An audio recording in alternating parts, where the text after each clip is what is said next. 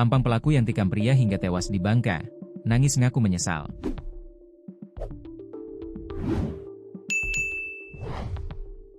Anggota polisi Polres Bangka Barat menghadirkan Ju, 49, tersangka kasus penikaman yang menewaskan Heri, 53. Dengan tangan di borgol dan wajah tertunduk, pria asal Ogan Ilir, Sumatera Selatan itu tak kuasa menahan tangis ketika ditanya awak media. Air mata terus mengalir di pipinya. Sesekali ia menyeka wajah dengan tangannya. Suaranya terdengar lirih. Raut penyesalan tampak jelas, meski mulutnya tertutup masker. Tersangka Ju mengaku baru 3 hari kenal dengan korban. Karena kontrakan yang berdekatan di Kampung Sidorejo, Kelurahan Sungai Daeng, Kecamatan Mentok. Keduanya sama-sama warga perantauan bekerja tambang timah, di Mentok Bangka Barat. Masalah uang hilang. Mancing emosi, awalnya cekcok. Dia bawa parang, aku bawa pisau. Keluar. Langsung terjadi kejadiannya, sekitar setengah 7 malam, kata tersangka Ju kepada bangkapos.com, Selasa, 19 Agustus 2025. Tersangka mengaku baru kenal dengan korban, selama tinggal di Mentok Bangka Barat. Dia tahu buka kunci rumahku, kawan 3 hari baru kenal, bekerja lanjutnya.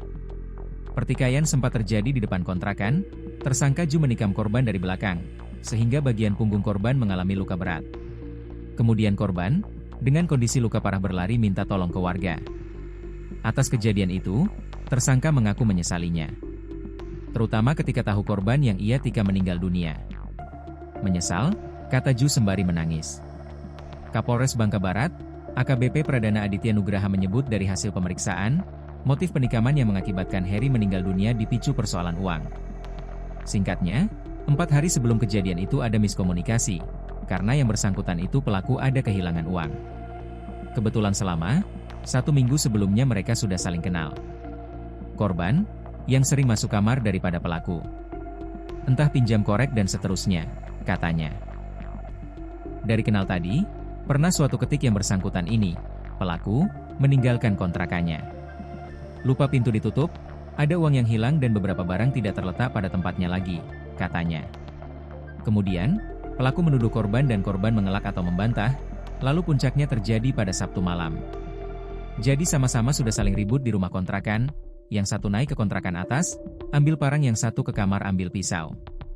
Disitulah terjadi pertikaian dan korban ditikam bersangkutan 4 kali, tikaman di bagian punggung, katanya. Dari kasus tersebut, dikatakan Kapolres Bangka Barat, tidak ada unsur perencanaan dalam kasus penikaman.